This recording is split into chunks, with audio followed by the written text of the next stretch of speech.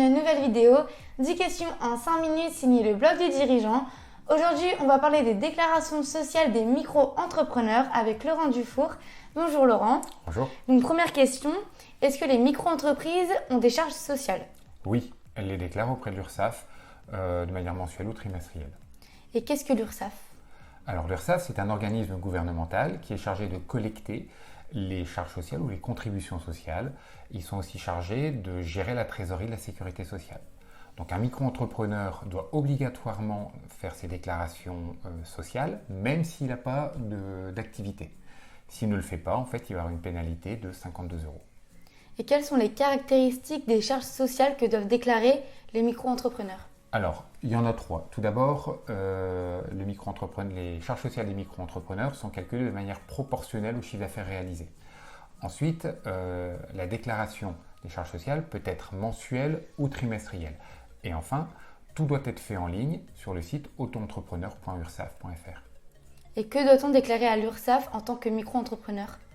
Son chiffre d'affaires, tout simplement. Le calcul est ensuite fait automatiquement. Et cette déclaration doit être faite en ligne. Si on ne le fait pas en ligne, eh bien on a une pénalité de 0,2%. Et qu'est-ce qu'une cotisation sociale? Alors la cotisation sociale, ça correspond aux sommes, à l'ensemble des sommes qui vont être versées par les individus, les entreprises et les entrepreneurs individuels au régime de sécurité sociale. Et en fait, il y a deux régimes principaux.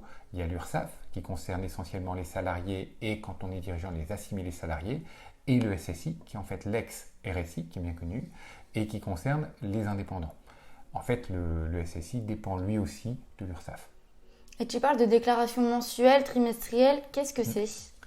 En fait, c'est une différence d'échéance, tout simplement. L'échéance peut être soit mensuelle, donc par exemple quand on a une activité à l'année, si elle est mensuelle, fin janvier, on va déclarer le chiffre d'affaires réalisé et on a 30 jours pour faire cette déclaration, donc on va devoir le faire avant fin février. Si on est au trimestre, eh bien on va déclarer fin mars le chiffre d'affaires réalisé et là aussi on a 30 jours, donc on va devoir le faire avant fin avril. Donc en fait quand on a une échéance mensuelle, on va avoir 12 déclarations à réaliser, alors que quand l'échéance est trimestrielle, on n'en aura que 4. Et donc, comment choisir sa déclaration? C'est au micro-entrepreneur de choisir entre la déclaration mensuelle ou trimestrielle. Par défaut, c'est la trimestrielle qui est choisie. Parfois, il est préférable d'avoir la déclaration mensuelle, notamment quand on a un cumul entre micro-entrepreneuriat et allocation chômage, puisque ça permet de synchroniser les deux fréquences. Et qu'est-ce que l'ACRE?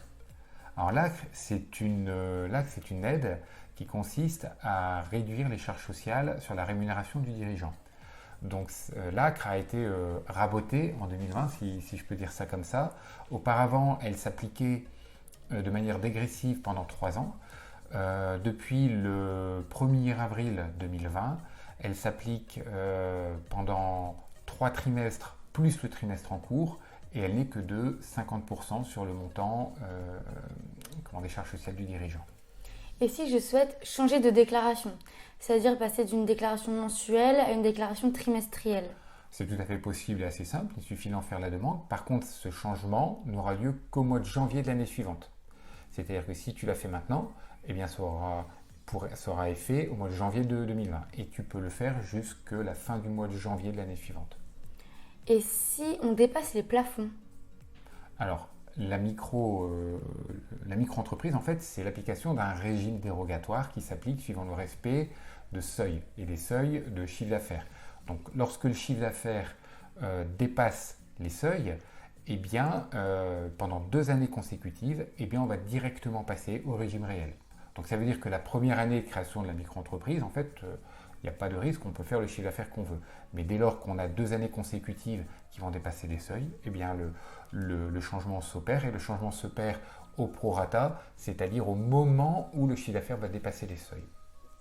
Et pour finir, as-tu des astuces et des conseils à donner? Oui, je dirais que comme toujours quand on est en gestion, ce qui va être important c'est d'anticiper parce que les charges sociales, ça a un certain coût. Et généralement, les organismes administratifs ne sont pas très drôles lorsqu'on est en retard sur les paiements des charges sociales. Il faut faire attention donc de conserver sa trésorerie. Et puis j'avoue avoir une petite préférence pour les déclarations trimestrielles parce que ça réduit en fait le travail administratif. Merci Laurent pour tes réponses. De rien. Et surtout, n'hésitez pas à aller faire un tour sur le site Le Blog du Dirigeant et d'aller nous suivre sur les réseaux sociaux.